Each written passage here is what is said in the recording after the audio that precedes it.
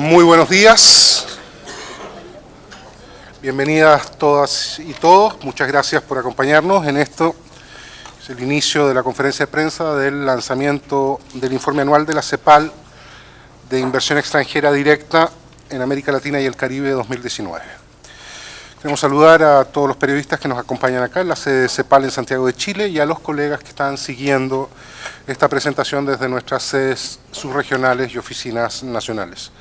Les queremos dar también una muy cordial bienvenida a todos los usuarios que están siguiendo en vivo esta transmisión por web streaming en internet a través del canal YouTube de conferencias de la CEPAL.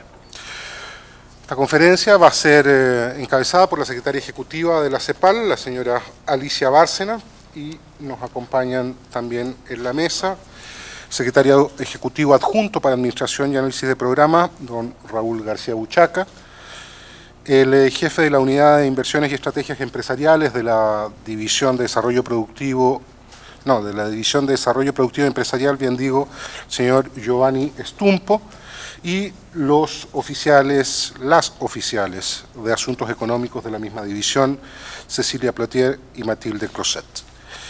Vamos a comenzar esta conferencia con la presentación de la secretaria ejecutiva para dar luego espacio a rondas de preguntas y respuestas. Secretaria ejecutiva, por favor. Muchas gracias y muy buenos días. Bueno, como es costumbre, quisiera presentar ante ustedes la inversión extranjera directa en América Latina y el Caribe. Es una visión de lo que ha sucedido en el 2018 y vamos a reflexionar sobre las perspectivas del 2019 al final. Primero que nada, pues agradecer a los tres colegas que hicieron un gran esfuerzo con un gran equipo de trabajo, a Giovanni, a Cecilia, a Matilde, que fueron los encargados realmente de llevar este esfuerzo adelante. Y vamos a partir entonces con el informe. Espérate, eso. École, muy bien. ¿No? No me da. No sé por qué, fíjate. Ahí sí, pero cuando yo le hago el pase, entonces pásala ya.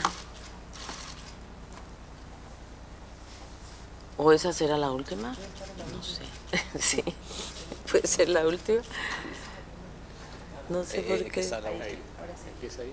No, sí, pero cuando... Ahí está. Okay. Bueno, el informe, este es el índice del informe, tiene 3 capítulos principales.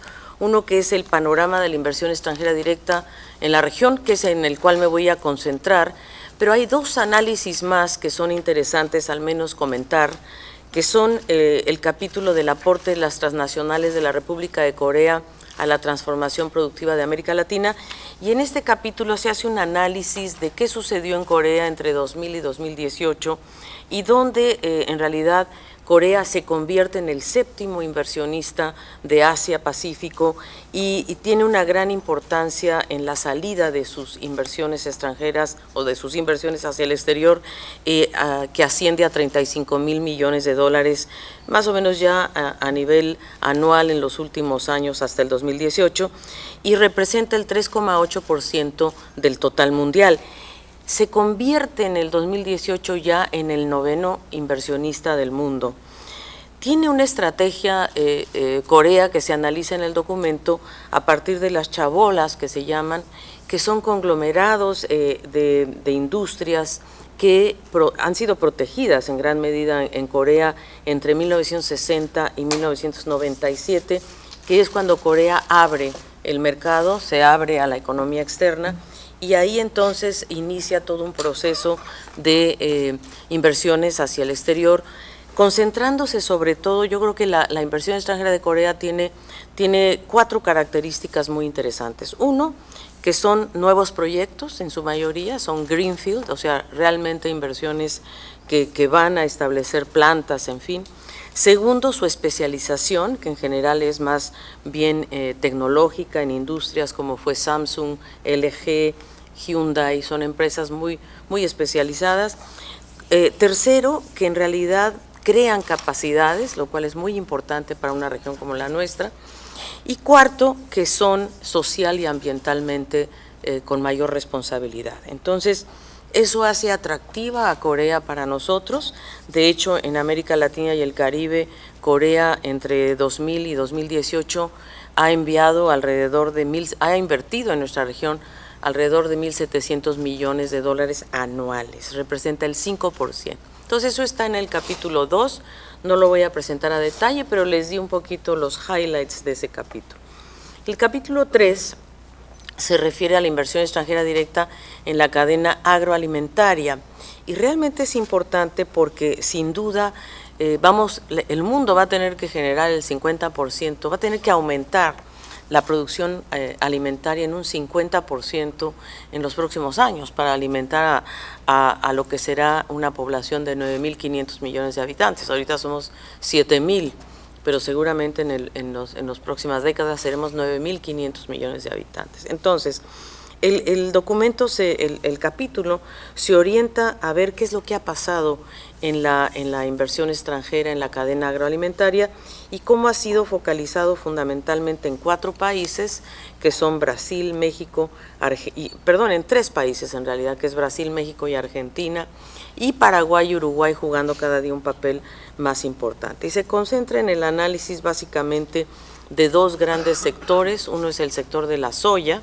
de la soja, que es el que más importancia tiene en nuestra región, y segundo, en las bebidas, que ha sido uno de los sectores que también ha jugado un papel muy importante en relación a este tema. Y entonces, pues el capítulo analiza cuáles han sido las empresas de insumos, semillas, fertilizantes, etcétera, cuáles son las empresas de servicios, cómo se han comportado en el tiempo, y realmente el segmento agroindustrial en la región ha recibido 7,9% de inversión extranjera entre 2012 y 2016. Entonces, estos 2 capítulos son capítulos que analizan 2 casos, uno sectorial, que es el agroalimentario, y otro, el de un país, Corea. Nosotros vamos a hacer una publicación más extensa sobre Corea, porque realmente nos resultó fascinante analizar lo que ha hecho Corea desde 1960, digamos, hasta la fecha. Pero en esta presentación me quiero concentrar al panorama que presenta la inversión extranjera directa, primero en el contexto global. Miren ustedes que a 11 años de la crisis del 2008, seguimos enfrentando, lo vimos en el estudio económico también, un comercio internacional débil que no logra dinamizar el crecimiento, a pesar de las previsiones de la Organización Mundial de Comercio. Realmente a partir de, digamos, este propio año vamos a tener una caída también nuevamente, no vamos a llegar al 2,6 que ellos esperaban. El año pasado creo que fue 3,7, pero digamos siempre ha sido un comercio relativamente débil que no ha logrado dinamizar, sobre todo no ha logrado traducirse en crecimiento. La inversión en general sigue en niveles insuficientes y también, a pesar de que ha habido políticas de expansión monetaria, no se ha logrado dinamizar la demanda global. Y desde luego las políticas de austeridad que han deprimido la demanda de la Unión Europea, y China, que ha entrado en una nueva fase con menor crecimiento que impacta la demanda y además pues castigada por una serie de medidas arancelarias, a pesar de que también China ha tomado medidas de retaliación importantes. Ha habido un aumento del empleo en economías avanzadas, es verdad, pero de menor calidad, y sin duda la revolución tecnológica que agrega incertidumbre a las dinámicas de producción global y profundiza desequilibrios comerciales. Lo que sí vamos a notar a lo largo de todo el estudio o de todo el análisis de la inversión extranjera es que la tecnología en América Latina y el Caribe, por ejemplo el 5G, hay pocos países en realidad preparados para recibir una inversión tecnológicamente avanzada.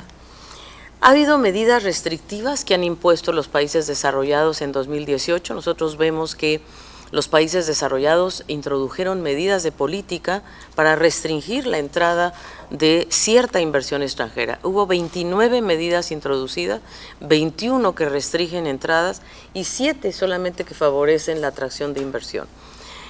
La verdad es que los países que más medidas han introducido son Europa, que introdujeron 12, y América del Norte, que introdujeron 7 medidas, y otros países desarrollados como Australia, Japón, etcétera.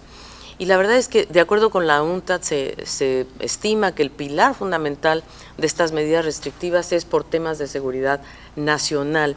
Y los sectores más afectados han sido, sin duda, la tecnología alta, el high-tech, la infraestructura y los servicios. Entonces, ahí vemos que esto, en realidad, en términos del origen del comprador, las empresas más afectadas han sido las empresas de China.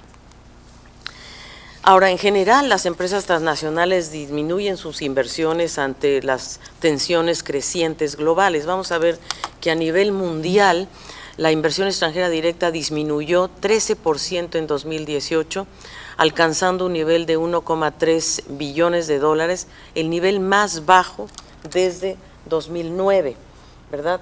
Estamos aquí, es el nivel más bajo que la región ha tenido, ¿verdad? Inclusive en este periodo. Entonces son menos 13%, los países en desarrollo crecen un poco, 2%, y los que más caen son las economías desarrolladas. Esas son las que más se afectan en relación a la caída. ¿Y quiénes aportan más en esta caída? Son Europa, que en realidad sus entradas disminuyen en menos 212.000 millones de dólares, la disminución, la caída, digamos, de las entradas de IED, en realidad están muy vinculadas a la reforma tributaria de Estados Unidos, que impulsó la repatriación de utilidades hacia Estados Unidos y cambió la dinámica de la inversión de las empresas norteamericanas. En América del Norte también cayó la inversión, menos 11.000, no tanto. En otras economías desarrolladas aumentó, sobre todo en Australia.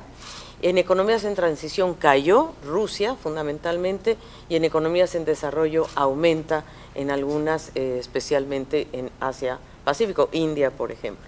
Pero sin duda, vean ustedes que la variación es sumamente alta y podemos ver que también otro tema que afectó, digamos, en este periodo fue que las fusiones y adquisiciones transfronterizas de China entre 2014 y 2018 han tenido cambios muy importantes. Miren ustedes el caso, por ejemplo, de las fusiones y adquisiciones de China en Estados Unidos. Simplemente, miren ustedes en 2016, donde fue el pic de las fusiones y adquisiciones de China en Estados Unidos, que alcanzaron casi 50.000 millones de dólares, y miren dónde estamos en 2017 y dónde estamos en 2018, es decir, cayó de 51 a más o menos 30 y de 30 a 21, sí, casi, más o menos, 12.000, perdón, 12.000. A 12.000, claro. Y luego, igualmente Europa, ¿verdad?, las fusiones y adquisiciones, aunque aquí hubo un crecimiento importante, recordarán que China empezó a comprar de forma importante activos y empresas europeas, pero esto cambia con las medidas restrictivas y también hay una cierta caída de 42 a 29.000 millones. Entonces, China reduce su ritmo de expansión de compras de empresas en el exterior, con excepción de Asia-Pacífico, ahí continúa haciendo compras importantes. Estas sí son las que casi llegan a 30.000. Y la protección de esto se debe en gran medida a que estos países tratan de proteger sus activos estratégicos y militares y tecnológicos, sin duda. Otro fenómeno muy importante en este periodo es que 27 multinacionales se relocalizan entre 2018 y 2019 que estaban en China. Entonces, esta relocalización de empresas por sectores, ¿verdad? Vemos que la más importante es el sector electrónico, y que las mayores empresas que se relocalizan son de Japón, pero también de Estados Unidos, muy importante, y las propias chinas que también se relocalizan. ¿Y a dónde van? Y esto es un tema muy interesante. Nosotros vemos que, bueno, muchas de ellas llegan a Vietnam. Vietnam se coloca junto con la India, o sea, Vietnam, Indonesia, la India, se colocan en una competitividad muy fuerte en relación a sectores intensivos en mano de obra. Entonces se mueven estos sectores a estos países y para la producción de prendas de vestir, zapatos, muebles, cuero, etcétera. Y por otro lado, dado las medidas tan restrictivas de Estados Unidos hacia China en relación a los productos de bienes primarios, aquí no se muestra eso porque no son inversiones, es la soja y el aceite de soja, y los dos países que se benefician son Argentina y Brasil. Y a mediano plazo, ¿verdad?, se ve también en forma muy importante que, por ejemplo, en el tema de maquinaria es Tailandia el que puede tener un cierto beneficio, Corea también un tanto, pero México aparece como de nuestra región, digamos, México es el país que puede tener mayor beneficio porque la relocalización de empresas de tecnología media. Entonces esto ya es un fenómeno que se está viendo en los últimos 2 años, muy importante como resultado de las medidas restrictivas de Estados Unidos y de Europa. La inversión extranjera directa, bueno, cayó en el mundo, pero no en América Latina. Ahí revierte su caída y América Latina aumenta su inversión extranjera directa en 13,2%, más que en 2017, y llega a 184,000 millones de dólares. No alcanza al periodo del máximo histórico que fue 213,000 millones cuando fue el auge de las materias primas y eso no llegamos a ello, pero aún así tenemos un crecimiento de el 13%, ¿verdad?, entre el 2017 y el 2018 y juega un papel más importante en el PIB de 3,1 a 3,8 aproximadamente, entonces sí hay una expansión de la inversión extranjera directa. Esta expansión se explica por 3 razones. En primer lugar, o en general, la inversión extranjera directa se explica por 3 flujos que son el aporte de capital, que en este caso está pesando o está significando 69,000 millones de dólares. La segunda es la reinversión de utilidades, 61,000 millones. Y la tercera, fíjense ustedes, la tercera, cómo se dinamizó en el último año, 52,000 millones. Ahora, esto preocupa en el sentido de que el aporte de capital, que es el más importante a la larga de la inversión extranjera directa, cayó 20% entre 2017 y 2018, en tanto que la reinversión de utilidades aumentó un 16%. La reinversión de utilidades es un símbolo de confianza al país que tiene las empresas, ¿no?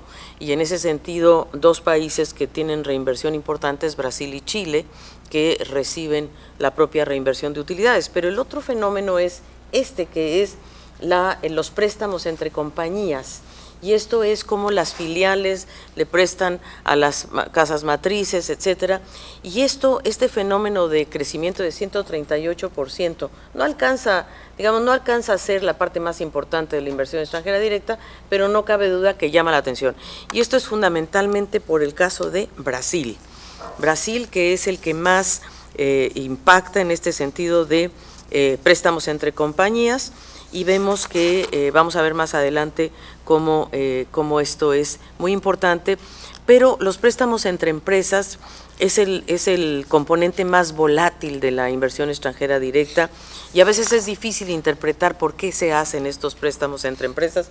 Algunos opinan que puede ser por impuestos, otros dicen que bueno, para apuntalar algunas empresas, por ejemplo en el caso de Brasil, Odebrecht, la empresa Vale y ¿cómo se llama la otra? Y Petrobras, que sufrieron tanto en la época de la crisis y por lo tanto sus filiales, por ejemplo la filial de Vale en Canadá le da un préstamo a la casa matriz en Brasil.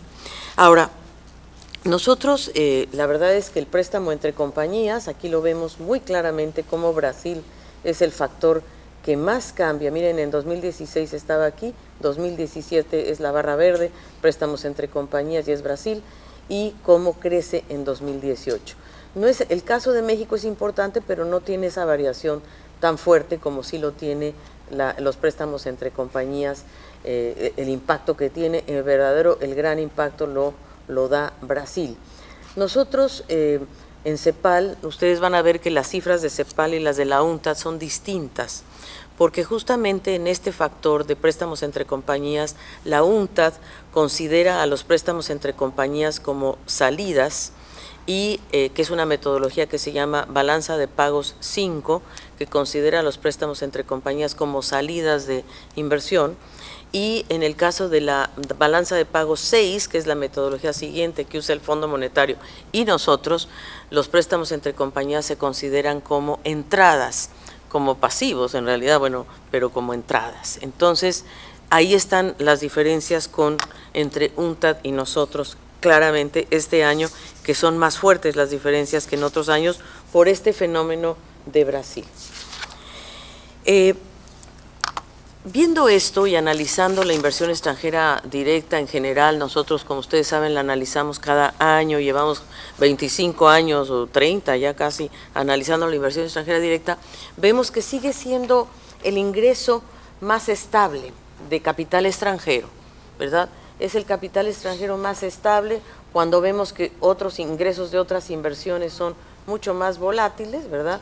E incluso los de cartera, ¿verdad?, que en 2017 jugaron un papel importante, pero miren en el 2018 cómo caen. En cambio, la inversión extranjera directa, de una manera u otra, pues se va manteniendo como la inversión más estable, y por otro lado, es una inversión importante porque es la que tiene un horizonte temporal de mediano y largo plazo. O sea, la inversión extranjera se programa con tiempo, no es un fenómeno coyuntural necesariamente.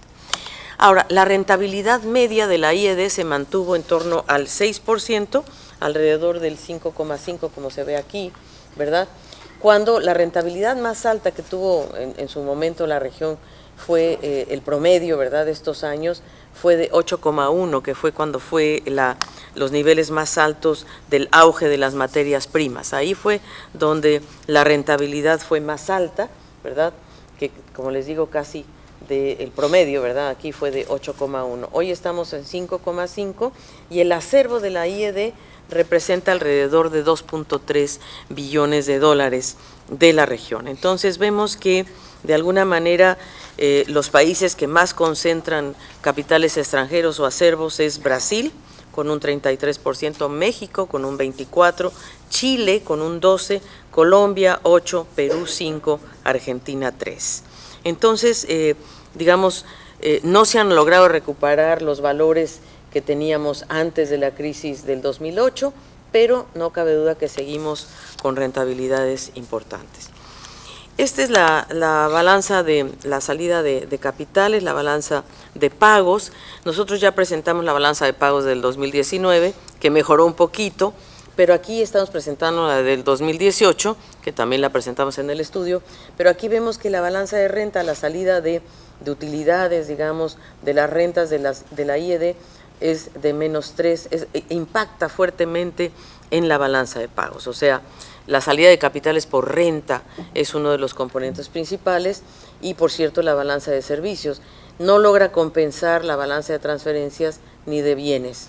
Y ustedes recordarán que en el 2019 pues ya logramos mejorar un poco, pero seguíamos con un menos 2,9 en el 2019, por lo menos nuestra proyección, lo verán ustedes en el estudio económico, pero aquí nos quedamos con el 2018, que es el año que estamos analizando. Brasil y México explican la mayor entrada de inversión extranjera directa, 88,000 Brasil, 37,000 México, 12,000 Argentina, 11 Colombia, Panamá. Fíjense que Panamá, uno de los países más interesantes, como vamos a ver, que siempre está en una tendencia a la alza, y Perú y Chile, que se mantienen en niveles del 6, pero Chile pierde su lugar que tenía tradicionalmente, y el Caribe, y aquí vemos Centroamérica y otros de América del Sur. Pero prevalece, por supuesto, Brasil y México como los principales receptores de inversión extranjera directa. Aquí lo que vemos es cómo está comportándose en cierta medida las subregiones. Y aquí vemos la variación interanual, o sea, aquí hubo un crecimiento un poquito menor del 15% en América del Sur, y el monto es de 128,994. Brasil, además, nuevamente Brasil pesa, pero también Argentina, Chile y Ecuador, que son los países en donde crece la inversión extranjera. En México, 36,871, es interesante el caso de México, porque México logra mantenerse por encima de ese promedio de 30,000 millones, incluso aumenta su inversión extranjera directa este año, el año pasado que diga. Centroamérica también, fundamentalmente impulsado por Panamá. Y el Caribe, la caída del Caribe es fundamentalmente debido a República Dominicana, que es donde cayó más la inversión extranjera directa, porque otros países del Caribe no les va tan mal, como vamos a ver a continuación. Hay una gran heterogeneidad, hay 15 países donde cae la inversión extranjera directa y hay 16 países donde aumenta. Y la verdad ahora vamos a ver que no existe un patrón subregional establecido, está más bien orientado hacia ciertos sectores que vamos a ver enseguida, pero quizás, bueno, la caída más fuerte fue sin duda Haití, pero también Bolivia, en República Dominicana muy importante, en fin, aquí están todos los países donde cae la inversión extranjera directa y aquí están los países donde aumenta. Guyana se perfila como un país receptor muy importante porque Guyana ha encontrado importantes reservas de petróleo que empezaron a ser explotadas ya con mucha fuerza. En Centroamérica, nosotros podemos ver aquí, por ejemplo, Panamá, como les decía, es el mayor receptor de la subregión, 6.578 millones, 36% más que en 2017. En Panamá lo que prevalece no es la manufactura como sí en estos casos. En Panamá lo que prevalece es la logística, la construcción de un puente en el canal, o sea, siempre asociado al canal. Hay grandes inversiones, el sector inmobiliario en Panamá sigue creciendo con mucha fuerza, los servicios y los servicios financieros, por ejemplo. La manufactura, en cambio, en Costa Rica es el segundo país con mayor inversión extranjera directa, pero disminuyó un 3% entre 2017 y 2018. Y aquí es interesante observar, Costa Rica es un país que se va consolidando en ciertos sectores, como por ejemplo los instrumentos de medicinas, con algunos tipos de inversión ya muy consolidados de Estados Unidos que siguen llegando. Y en Honduras hubo un aumento leve de 3%, mientras que Nicaragua cae 54%, Guatemala y El Salvador, Guatemala sube, El Salvador baja, y reciben menos que en 2017, aunque, Guatemala baja, El Salvador también, sí, los dos bajan, tienes razón, y pero El Salvador se mantiene con niveles importantes. Y aquí en el mapa lo vemos con mayor claridad, vemos el caso de Panamá, miren ustedes cómo cambia de 4.800 a 6.500, es un país que sigue consolidando su inversión extranjera directa, y todos los demás, bueno, ustedes ven bajas en muchos de los países, ¿verdad? Pero es Panamá el que realmente impulsa el crecimiento, y Honduras un poquito, que también es el único que crece. Son Panamá y Honduras los países que crecen. Y en el Caribe, no pusimos el mapa porque es complicadísimo, pero está en el documento, porque eran más grandes las ruedas que los países, así es que no pudimos poner el mapa, pero aquí ustedes pueden ver la tendencia, y es que el país donde más cayó la inversión extranjera directa fue en República Dominicana, en Bahamas subió, en Jamaica cayó, en Guyana, ese es el país que más fuerte crece con 495 millones para un país pequeño, y donde más cae justamente es en Haití. El sector turístico juega un papel muy importante, sigue siendo un destino muy importante de la región, sobre todo en alguna hotelería de Bahamas y Jamaica, ¿verdad? Que aunque cae, no deja de ser importante. Y aquí viene la participación, cuáles son los sectores que participan en la inversión extranjera directa, y hay un leve crecimiento de los recursos naturales. Esta es la participación de algunos sectores. Vemos, por ejemplo, recursos naturales, aumenta su participación de 11 a 16, en la manufactura aumenta de 39 a 47, en tanto que en servicios cae de 49 a 35, y el sector más afectado es telecomunicaciones. Es lo que les decía, que telecomunicaciones se estanca porque, digamos, la mayor parte de la nueva tecnología 5G, es difícil que en nuestros países pueda ser absorbida por la actual infraestructura. Entonces, telecomunicaciones en realidad tiene un cierto estancamiento, en tanto que la industria manufacturera aumenta en forma importante, automotriz, autopartes, energía fueron actividades muy centrales, y recursos naturales vuelve a tomar cierta prevalencia, especialmente en lo que se refiere a petróleo y hidrocarburos en general. Vamos a ver las mega operaciones de fusión y adquisición transfronterizas que se concentraron en Chile y en Brasil. Y vamos a ver un fenómeno interesante porque vemos que la minería y el petróleo y gas en lo que se llama fusiones y adquisiciones ha disminuido entre este periodo 2005-2011 y 2012-2018. O sea, hay un menor apetito por la compra, por operaciones de fusión y adquisiciones que nos determina de alguna manera en qué sectores productivos están interesados las empresas extranjeras. Las operaciones totalizaron un total de 38.500, ahorita vamos a ver, pero aquí lo que me interesa es el número, aquí estamos hablando del número de acuerdos de fusiones y adquisiciones, y el sector más importante es el de servicios informáticos, software, ¿verdad? Que el número de transacciones de fusiones y adquisiciones crece, energía renovable es importante, telecomunicaciones cae, ¿verdad? Y este es un fenómeno interesante. También tiene que ver con el debate que hubo en Colombia, que perdió Claro y América Móvil y ¿qué otra empresa era? Telefónica, las dos que perdieron el caso, entonces ahí hubo una cierta pérdida de inversión extranjera directa en este caso. Y la ingeniería y construcción, que también va en aumento, y por supuesto el Internet. Entonces, en fusiones y adquisiciones, este es el panorama. Y las principales, aquí destacamos las principales, en el documento están todas, se concentran fundamentalmente, miren ustedes el caso de Chile. La más importante fue sin duda el litio, que fue comprada por Tianqi Lithium Corporation de China a Canadá, ¿verdad? Compraron el 24% de Sojimich y en este sentido ya Tianqi Lithium se convierte prácticamente en el primer productor, o el segundo me parece, el segundo productor de litio del mundo, ¿verdad? Con esta compra. Servicios médicos, que también es otro, Banmédica, que es el país que vende es Chile, lo compra Estados Unidos.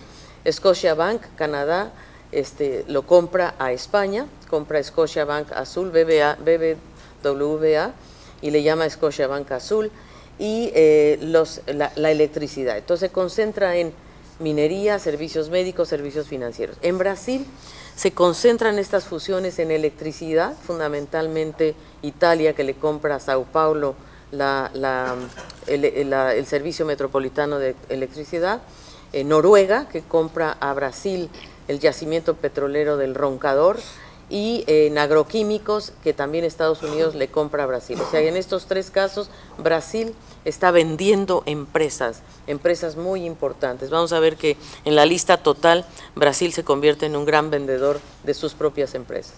Y telecomunicaciones, que este es un paso de mano de una empresa a otra de Estados Unidos.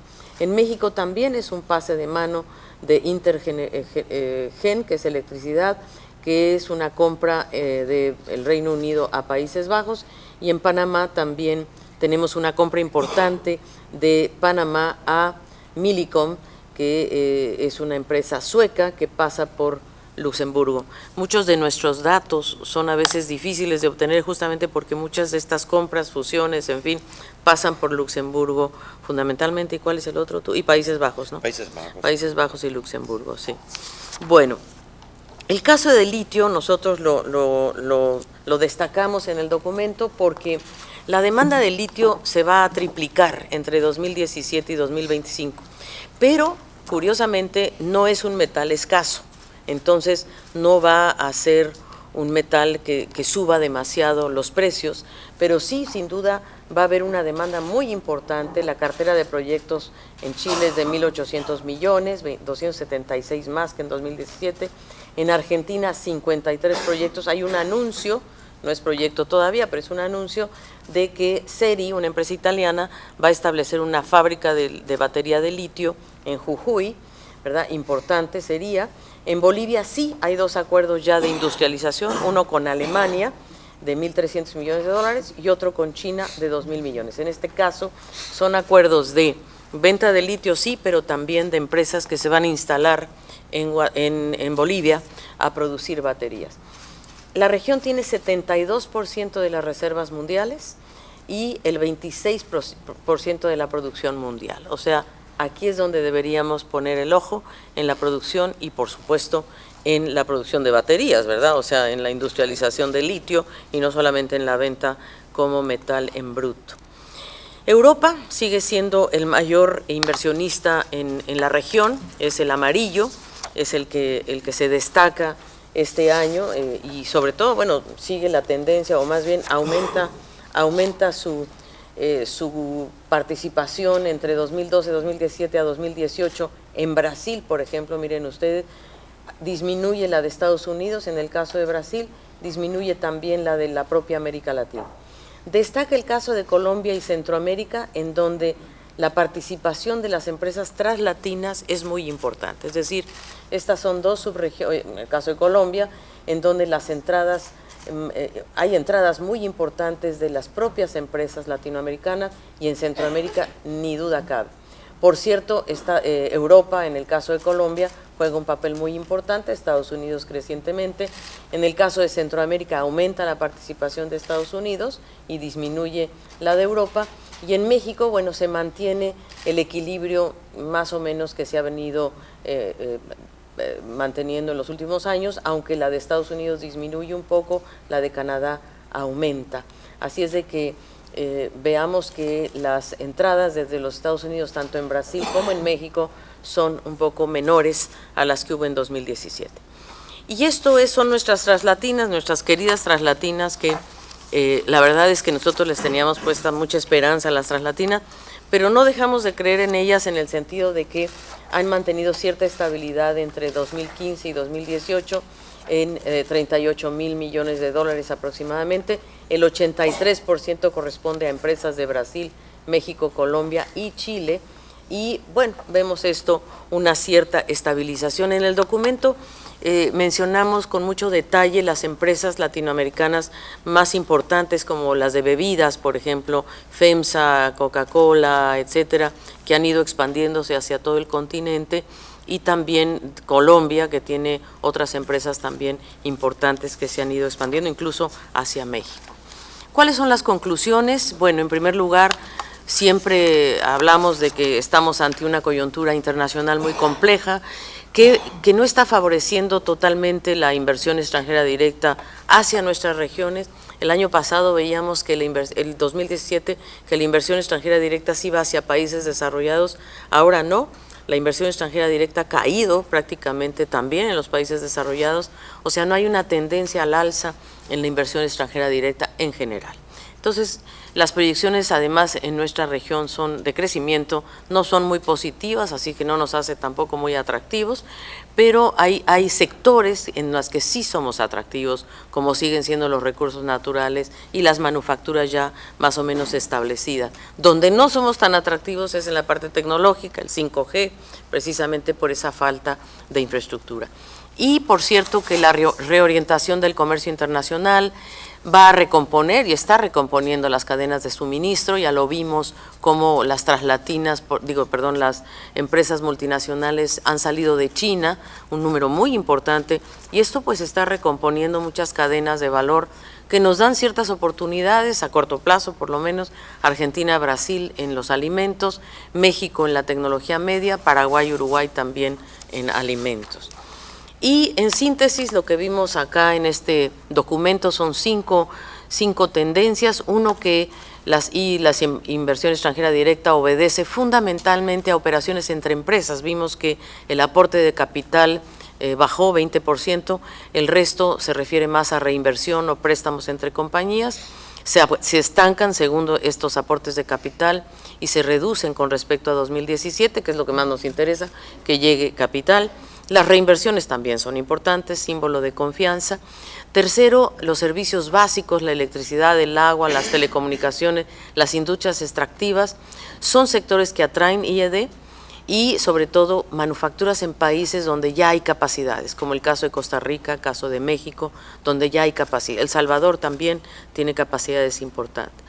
Y el número de fusiones y adquisiciones se van hacia sectores de mayor contenido tecnológico, pero los montos son muy pequeños.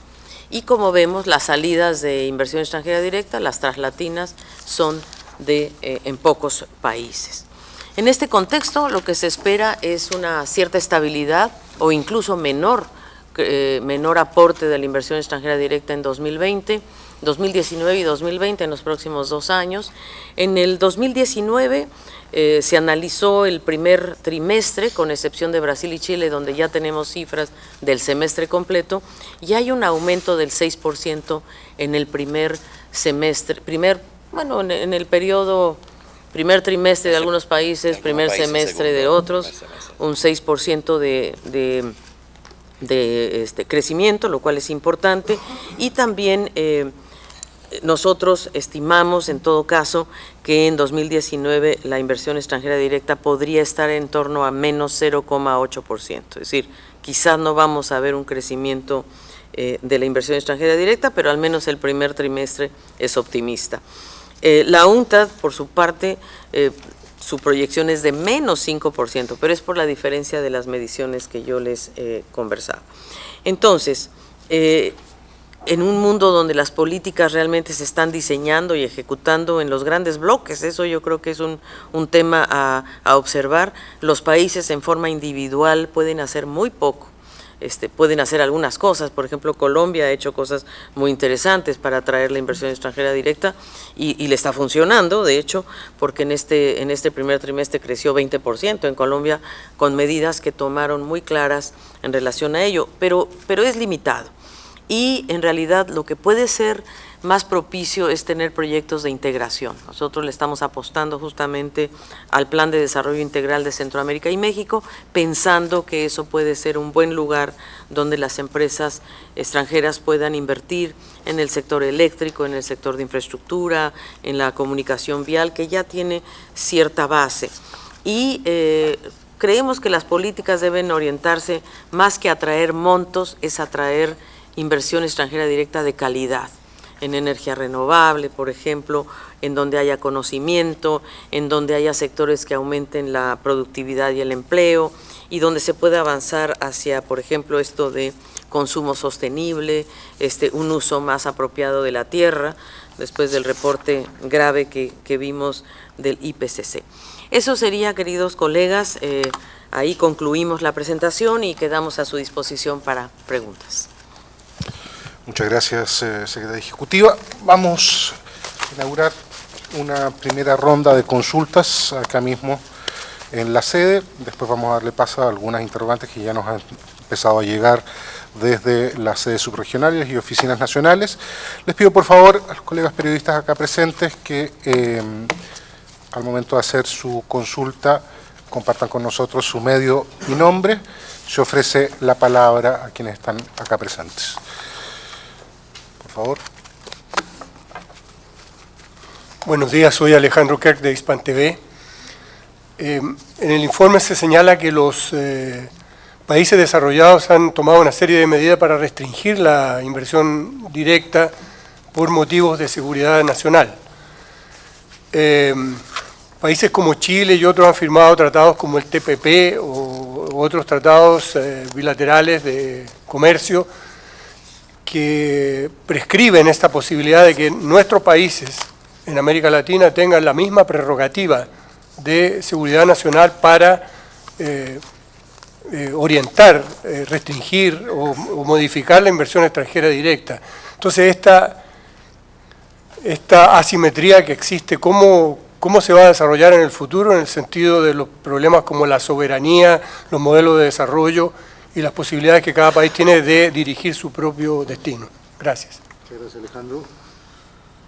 ¿Una otra consulta en sala? Por favor. Giovanna Fleitas, Agencia France Press. Que Bárcena nos comente un poquito sobre las previsiones para 2019 y 2020 de esta baja en la inversión extranjera directa en la región. ¿Qué países van a sufrir con más fuerza esta tendencia? Muchas gracias, Giovanna. Esta consulta en sala, vamos a dar un espacio para una más que hubiera acá. Secretaria ejecutiva, atendemos las consultas de Santiago y vamos después paso a las de afuera. Bueno, sin duda hay una pregunta muy importante que usted hace respecto a los acuerdos que ha firmado Chile y otros países de nuestra región, en realidad, que quizás no han tenido la fuerza para poder proteger algunos temas importantes, pero yo creo que estas medidas que han tomado los países desarrollados tienen mucho más que ver con la parte tecnológica, con la parte de, sí, básicamente yo diría tecnológica, que ellos están tratando de evitar que China en particular, son medidas muy orientadas hacia China, no vaya a, pues en cierta medida, a apropiarse de las capacidades tecnológicas que han desarrollado en Europa y en Estados Unidos. Es en donde se han concentrado fundamentalmente las medidas. Yo creo que es una buena reflexión, donde nuestros países sí deberían mirar qué aspectos se deberían proteger y tener algunas medidas, sobre todo de revisión de acuerdos en el tiempo, para ir viendo cuáles podrían ser áreas que serían muy importantes a proteger, sobre todo en un mundo que está cambiando tan rápidamente y que la verdad es que las ventajas comparativas y competitivas de los países van a modificarse por una serie de razones, incluyendo la del cambio climático. Creo que para Chile es importante, por ejemplo, moverse hacia una mayor industrialización del litio, por ejemplo. Yo creo que ese es un gran tema que para Chile debería estar. Pero sí coincido con usted que nuestros países quizá deberían ser más cuidadosos en la forma y mirar las medidas que están tomando en Europa y en Estados Unidos para ver si algunas de ellas aplican a nuestras condiciones. Y en el tema de France Press, que qué países son los que más se van a ver afectados, pues yo creo que es difícil aventurar ahora algún cálculo, porque nosotros la revisión la hacemos en función de anuncios muchas veces, y a veces no es seguro que se concreten o no se concreten, pero en general yo te podría decir que la caída quizás se va a concentrar en Brasil. Ahí nuestra estimación es que más o menos en Brasil puede caer un 15% la inversión extranjera directa, ¿no? Por diversas razones, y por otro lado tendrá un pequeño incremento en México. Entonces hay esa balanza, pero el pequeño incremento de México, que podría estar en torno al 2,5, no va a compensar la caída que podría tener Brasil.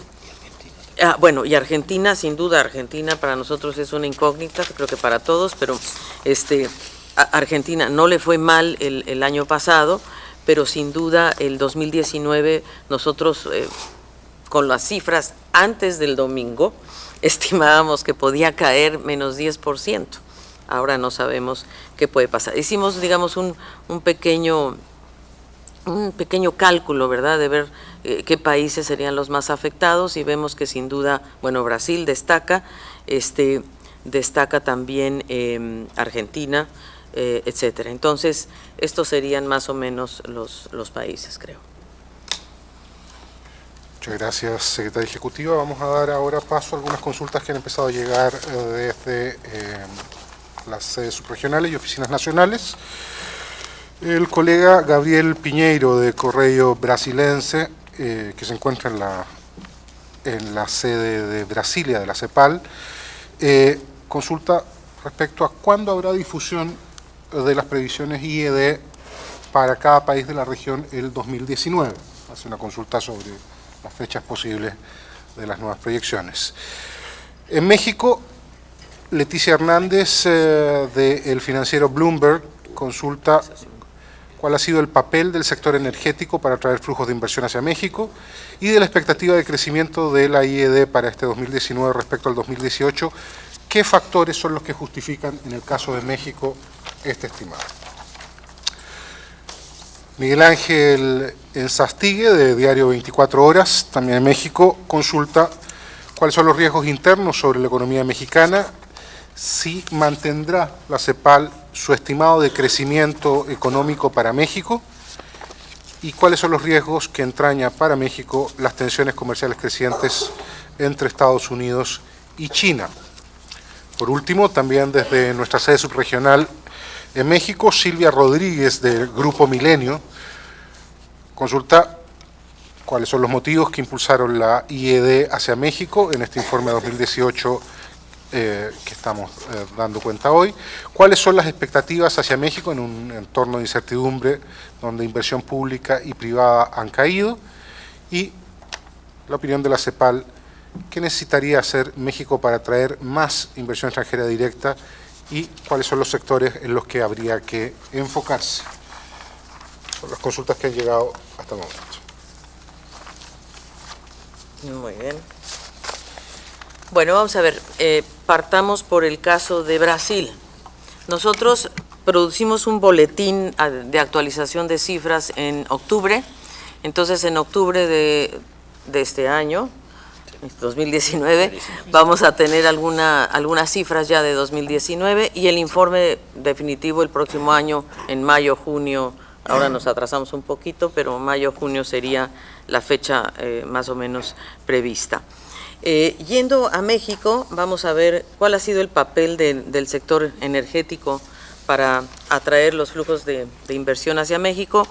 Bueno, la buena noticia, creo, es en el sector de generación, transmisión y distribución de energía, donde en el primer trimestre entraron 555 millones de dólares y vemos que en extracción, donde sí hay caídas importantes es en petróleo y gas, especialmente en el primer trimestre del 2019. Nosotros vemos que en el tema de generación, transmisión y distribución hay buenas opciones, en el suministro de agua y de gas por ductos al consumidor final también, y en el transporte por ductos también puede haber expectativas, digamos más bien el 2018 fue un buen comportamiento. En 2019 apenas estamos en el primer trimestre y en ese solamente vemos el análisis de la generación, transmisión y distribución de energía eléctrica positivo y el suministro de agua positivo, en tanto que los ductos negativo y la extracción de petróleo y gas también negativo en menos 4%. ¿Qué factores justifican esto? O sea, nosotros vemos que México en realidad tuvo una entrada de inversión extranjera directa de 36.871 millones de dólares.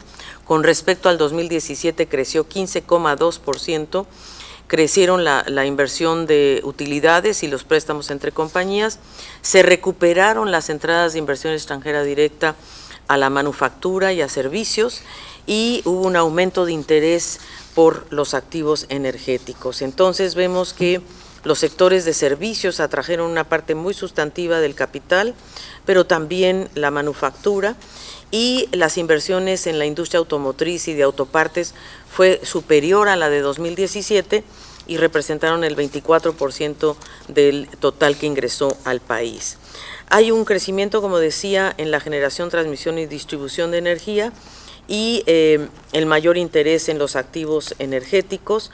La británica Actis adquirió la cartera mexicana de Intergen, entonces eso era propiedad de China y de Chequia, y creemos que ahí puede haber también unas buenas perspectivas. Entonces, nosotros vemos que las expectativas en general del comercio y de la inversión, hay gran incertidumbre y la guerra comercial en realidad no ayuda tampoco, y hay una pregunta relacionada con ello. Y nosotros vemos que, digamos, el papel del sector energético pues va a tener una demanda creciente. El caso, por ser un país petrolero, los flujos de inversión estarán dirigidos hacia este sector. Finalmente yo creo que va a haber un impulso a la exploración, a la transformación y a la comercialización. Hay un cambio, como lo dijimos en el estudio económico, hay un cambio de estilo, un cambio de reglas, en fin, pero sin duda va a haber siempre interés en la industria petrolera, en la eléctrica y en el transporte de gas natural, que por cierto es superavitario en el caso de Texas, que hay un interés de Texas de enviarlo a México, por cierto, y también en la electricidad y en las líneas de transmisión. Entonces, hay una expectativa siempre positiva en relación al sector energético. Y es una de las prioridades de la nueva administración. Hay un cambio de la dirección de la reforma energética, pero estos cambios van a derivar, creo, en un mayor protagonismo de las empresas del Estado, de Pemex y de la Comisión Federal de Electricidad, y pues hay que ver cómo se logra impulsar las reservas de petróleo, hay que restituirlas, de gas, y recuperar la capacidad de producción. Así es que creo que por ahí va la mano, y sin duda también continuar con las metas en energía limpia. Creo que ese es otro de los temas que vale la pena destacar. Así es de que eso responde, me parece, a las preguntas, creo que te las pasé. Pregunta del financiero Bloomberg. Claro. Del financiero, y que nosotros mantenemos nuestro estimado de crecimiento, pues por ahora sí. No tenemos, acabamos de presentar el estudio económico con un crecimiento del 1%, ya dimos algunas razones, incluyendo el paquete fiscal que se anunció de 25,000 millones de dólares, que va a impulsar fuertemente la propia inversión nacional. Creemos que hay características que nos permiten, y también digamos, el impulso que ha tenido en cierta medida la manufactura en México. Riesgos de las tensiones comerciales de Estados Unidos y China. Bueno, se anunciaron ayer que Estados Unidos iba a posponer las medidas arancelarias que había anunciado para septiembre, las va a posponer hasta diciembre. Eso da un cierto alivio a las tensiones comerciales. Sin duda, claro que hay riesgos para México de las tensiones comerciales entre Estados Unidos y China, y de las tensiones entre Estados Unidos y México, más bien, porque México sigue siendo un país que exporta mucho a Estados Unidos, y por lo tanto eso, digamos, la verdad es que México está importando cada vez más a Estados Unidos. Por ahí tenía yo la cifra de exportaciones, que ha crecido en forma muy importante el año pasado y ¿Qué otra pregunta? Espérate un poco. ¿Qué debe hacer México? Ah, bueno, claro, por supuesto. Me dice Giovanni, tiene toda la razón, hay una recomposición de las cadenas, como dijimos, y México puede ser un ganador en la relocalización de algunas empresas, sobre todo de tecnología media, es verdad. Eso es algo que no deberíamos dejar de lado. Y espérate un poco, la pregunta 3, perfecto. Bueno, de todas maneras, creo que un aporte que México está intentando es este acuerdo que ha firmado el gobierno federal con el Consejo Coordinador Empresarial, que se denomina Acuerdo para promover la inversión y el desarrollo incluyente. Claro, está dirigido muy a los empresarios nacionales, pero también a los internacionales. Y esto en realidad va muy en línea con lo que nosotros hemos sugerido, que se hagan pactos de inversión. Este acuerdo pretende elevar la inversión nacional al 25% del PIB en los próximos años, valores que también nosotros hemos recomendado. Hemos recomendado que al menos la inversión nacional debe estar en 25%, y creo que el sector público se ha comprometido además a elevar la inversión de 2,8 al 5% en los próximos años, y creo que la inversión privada también elevará al 20%, por lo menos esos son los compromisos que ha tomado el gobierno, y el sector privado han tomado el compromiso de elevar la inversión privada de 17,5 a 20, y de la inversión pública de 2,8 a 5. Eso creo que da una muy buena señal también a los inversionistas extranjeros. Creo que en México hay interés por parte de algunas empresas extranjeras, sobre todo en el sector energético, pero hasta ahora, digamos, no tenemos nosotros el detalle de los anuncios que se han llevado adelante en esta etapa, solo los del año pasado. Bien, Ejecutivo, han venido entrando más consultas desde el exterior. La editora de Economía y Negocios del Listín Diario, periódico de la República Dominicana, quiere ser tan amable si pudiese abundar en las razones, los motivos que determinan el desempeño de la República Dominicana y esta baja en su captura de inversión extranjera directa al 2018. Claro que sí. La República Dominicana disminuyó en 29% su inversión extranjera directa en relación al 2017, y hoy está recibiendo, digamos, al 2018, 2.535 millones de dólares.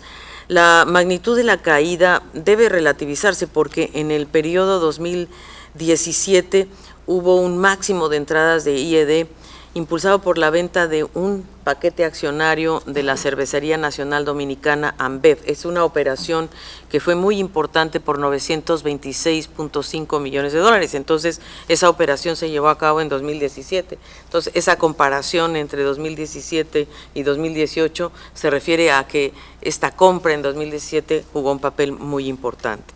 También ha habido un descenso en el sector de comercio e industrias y ha disminuido en el sector inmobiliario, pero el turismo a su vez se impulsó, ha recibido más inversiones, un 34% del total, ha tenido un crecimiento de 21,3%. Y el turismo incluso ha generado un aumento de entradas de inversión extranjera por parte, por ejemplo, del Grupo Posadas de México, de Meliá de España, del Club Med de Francia y del Grupo Chino Fosun. Es decir, el turismo es uno de los sectores atractivos en República Dominicana y creo que eso es quizá lo que explica lo que está en este momento ocurriendo. Muchas gracias, secretaria ejecutiva. Vamos a ofrecer nuevamente la palabra acá en nuestra sede en Santiago, por si hubiera alguna otra consulta de los colegas presentes. Y si no, pues vamos. Y si no, Pues vamos. les queremos agradecer a todas y a todos que nos hayan acompañado en esta conferencia de prensa. Todos los materiales informativos relacionados con este lanzamiento se encuentran ya en la página web de la CEPAL. Por supuesto, para los colegas de la prensa, que están tanto presentes acá como conectados en Internet, cualquier consulta ulterior podrán encontrar la unidad de información pública, el apoyo que requieran para mayores antecedentes. Le agradecemos, secretaria ejecutiva, miembros de la división, por su aporte. Muchas gracias a todos. Muchas gracias. Gracias. Buenas tardes.